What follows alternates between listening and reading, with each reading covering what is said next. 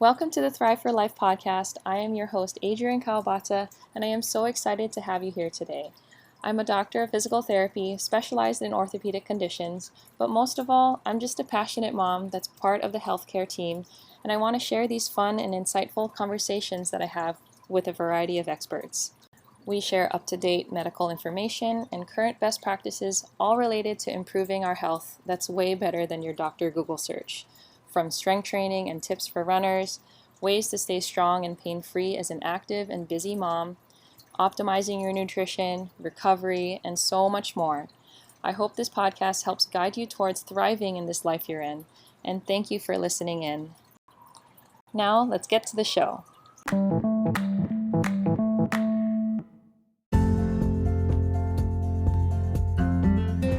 Hey everybody, so today it's just me chatting with you guys a little bit more about myself and how I was able to stay active throughout my pregnancy and then return to full exercise postpartum in a healthy way that continues to leave me feeling stronger than I ever have been.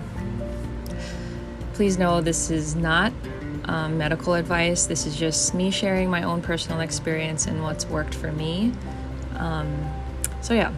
First, I've always loved to stay active. I love to rock climb, run, hike, rappel faces of mountains and waterfalls, and just enjoy the outdoors and the ability to move my body in any way that I want to. So when I became pregnant, I really didn't want it to be a time where I had to stop doing what I really like to do. My OBGYN gave me the rule of don't lift more than 35 pounds. And I just nodded to comply with her, like, all right, sure. Like, I lift 45 pound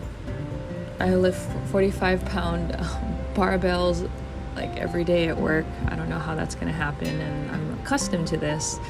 But anyway, it was quick and dirty. She just gave me the rundown and didn't leave it for much conversation.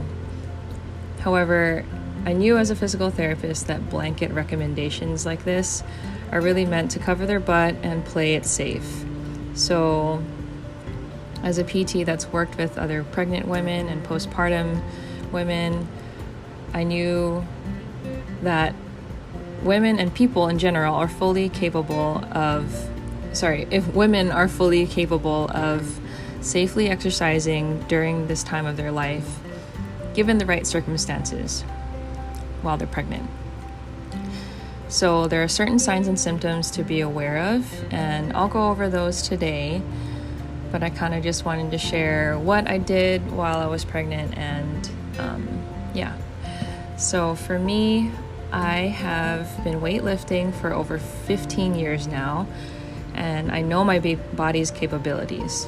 In the last 8 years or so, I've been more serious about lifting heavier, like deadlifts and squats with the barbell. Knowing the principle of progressive overload is imperative to train our body while minimizing our risk for injury. Basically, you start light, progress to heavier weights over a certain period of time, then lay off some weight, then work back up, and then change up the movements as well. No doing the same thing at the gym every time. It's a cycle to ensure that you're not burning out and creating potential overuse injuries. So with my experience with weightlifting, the knowledge I had with physical therapy, and the courses I've taken to help pregnant and postpartum women, I knew I had the framework to give myself some freedom during this pregnancy. I was excited to train. So I lifted weights like squats, deadlifts, and other supplemental exercises with the dumbbells and kettlebells. Not to mention, on a day-to-day basis, I was always lifting barbells, dumbbells, and plates, and just moving things around the gym, on a daily basis. This was something my body has been accustomed to for many years. And then comes rock climbing. I love rock climbing, and I have been doing that the last 4 years.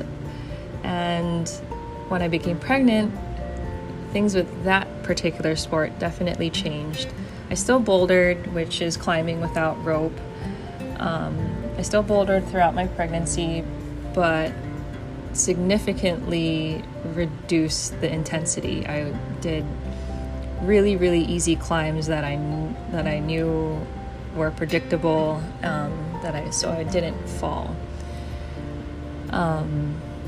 So I didn't do any hard climbs on the boulders.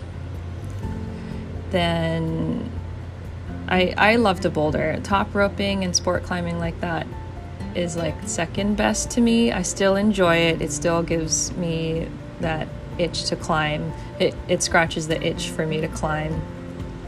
And my husband, thankfully, is a huge supporter of me to stay active throughout my pregnancy, and he's also my climbing partner. So he would belay me, and as I just gravitated naturally towards the top rope walls with a full body harness, which is super helpful, by the way. I use the Petzl, I forgot the name of the harness in particular, but it was really comfortable. And I was able to rent it out at my local gym at no extra cost. Shout out to High Climb, thank you. Okay, so that was my rock climbing journey. I climbed all the way till, I think it was like 3 days before I gave birth with the harness and everything. Yeah, it was awesome. I'm glad that I was able to do it and feel good while doing it. Then came running. Running wasn't something I really enjoyed and got better at until maybe the last 3 or 4 years. So needless to say, running throughout my pregnancy was something I really wanted to stick with, and I did. I logged my last run and I looked back on my Strava account. It was 3 weeks before I gave birth. I wanted to continue, but my bladder definitely hated me when I started running after, right about, 35 weeks. Yeah, about 35 weeks, my bladder just didn't like the impact anymore. So running, rock climbing, and then of course the last rappel trip that I did was the day that my now husband proposed to me. We did, I think it was like a 12-ish hour hike and rappel and hike out. It was awesome, and he proposed to me at the bottom of the last drop, and it kind of marked the last time that we would do things like that as a couple that weren't parents yet. So that was on September 10th of last year, and I think I was about 6 months pregnant then, maybe less, maybe about 5. So that was really memorable, but I was able to, I continued to hike. Hiking and walking was totally fine throughout my pregnancy. But rappelling and things like that, my harness just didn't fit anymore. The harness that I needed to use for rappelling wouldn't have fit anymore. And it just, I wanted to be safe. So I had fun during my pregnancy, and I was so glad that I did, because coming out of it, I felt deconditioned after I gave birth, so I can't imagine not doing any of those things and staying active, and then coming out 9 months later and trying to get back into exercise. So I was able to exercise throughout my pregnancy because I had the confidence that I went to all my OB appointments, which seemed like it was every month at one point, and then every week towards the end of my pregnancy. So I had peace of mind every time that I went in, knowing that baby was okay and that my health was doing well. So I guess it encouraged me that I can continue doing what I'm doing as far as my activities goes. And then towards the latter part of my pregnancy, maybe about the second trimester, I met with a pelvic floor physical therapist. to just prophylactically examine my strength and control of my pelvic floor muscles, because I wanted to make sure that I was preparing for birth as best as I could so I can effectively deliver naturally. My mom delivered naturally, my grandma delivered naturally, all 8 children, and I just knew that, you know, there is this strength inside me that I can do this, and I wanted to use the resources like having a pelvic floor therapist to give me that that guidance. So this professional service of of pelvic floor physical therapy I got through an out-of-network provider, and it was so well worth the money that I spent. She was so dedicated to truly helping me understand how I can be in the driver's seat of my body during this super vulnerable time. And if you've listened in on a previous episode, I interviewed her. Her name is Dr. Jenna Mullen. So if you haven't checked out that episode just yet, I would definitely give it a listen. I attribute my pelvic floor health during my pregnancy and after to be great because of her and the things that she's taught me to take care of it and then prepare for birth, and then care for it after I gave birth. So if you are expecting, or even if you've already given birth, seeing a pelvic floor physical therapist like Jenna is so valuable, because it really is a specialty within the physical therapy field. We are the experts of musculoskeletal, and it's just it's that region in our body that not all physical therapists are trained in, but this particular niche of PT is, and she's trained in it and definitely utilize her skill set, or find a pelvic floor physical therapist that can help you during this time. So putting that all together, I was able to do a lot and learn how to listen to my body while I was pregnant, and then these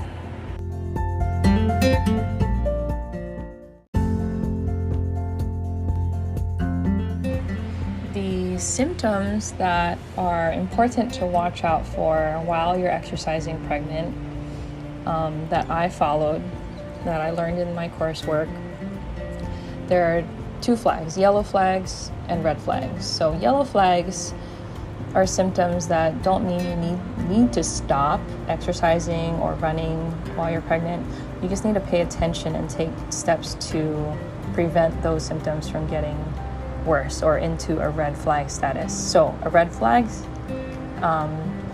is the symptoms are more serious. They likely mean you need to stop exercising or running for the remainder of your pregnancy. And also, if your OB is diagnosing you with conditions like preeclampsia and placenta previa and things like that, you definitely need to take those diagnoses into consideration and follow the guidelines, because I was only able to exercise while I was pregnant because she deemed me having a healthy, uncomplicated pregnancy. I didn't have any blood pressure issues or the diabetes, the gestational diabetes. So that was green light, uncomplicated. I didn't have any yellow or red flags. So yellow flags. So one of the symptoms is just a dull pain in your pelvis. It may and most likely means that you're lacking muscular support at your hips or your pelvic floor muscles, and you need to do some sort of exercise to help strengthen that area or loosen it up. depends on what your body needs. And then another symptom is pressure in the pelvis and vagina. So it can be an early symptom of prolapse, or it could just be the weight of baby causing discomfort on your pelvis. So that is its time to really start doing those pelvic floor exercises, those lifting type of exercises that help support your insides, basically. So I like to describe our abdomen and our core, let's say, per se, as a can. The top of the can is your diaphragm. The around the can, the cylindrical portion, are your back muscles and your abdominal muscles as it creates like this corset pressure.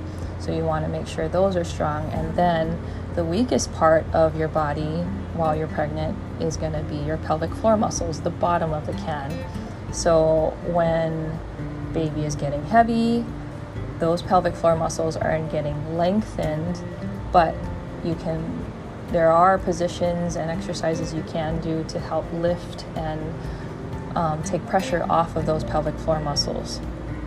By like a simple exercise that I did was just placing a fluffy pillow underneath my my back while I was laying down on the floor, and that really took off some pressure off my pelvic floor. There's many other exercises too, but I won't get into that right now.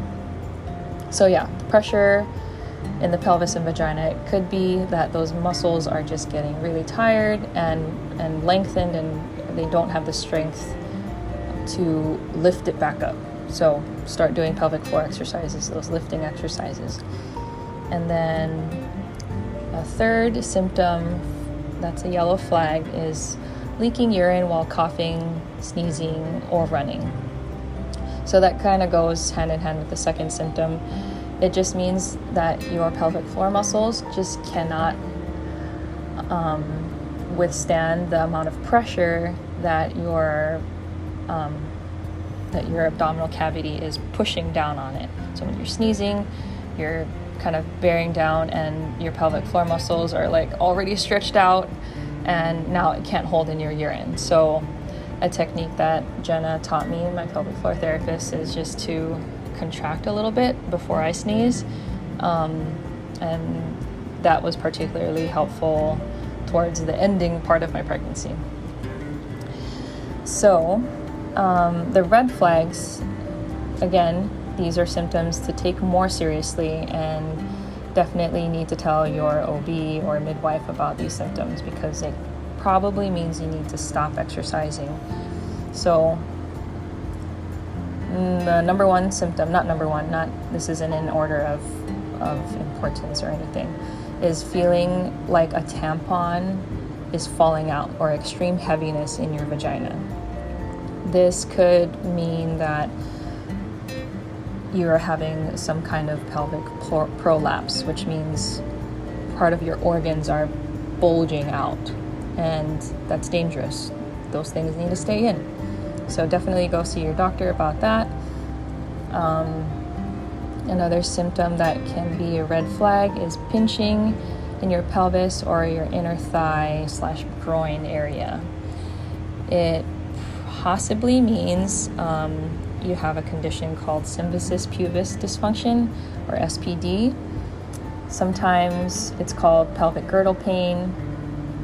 So this can be one of those symptoms that you probably will ignore, but if you continue to exercise and just power through this, the position of your pelvis can just be compromised, and you want to make sure that your pelvis, right now your pelvis is kind of, it's widening for making space for baby, and if it's kind of being positioned in a weird way, it can cause some pelvic problems, and you just want to make sure that you get that looked at by a skilled physical therapist or even chiropractor that is trained in evaluating the pelvis in the pregnant woman.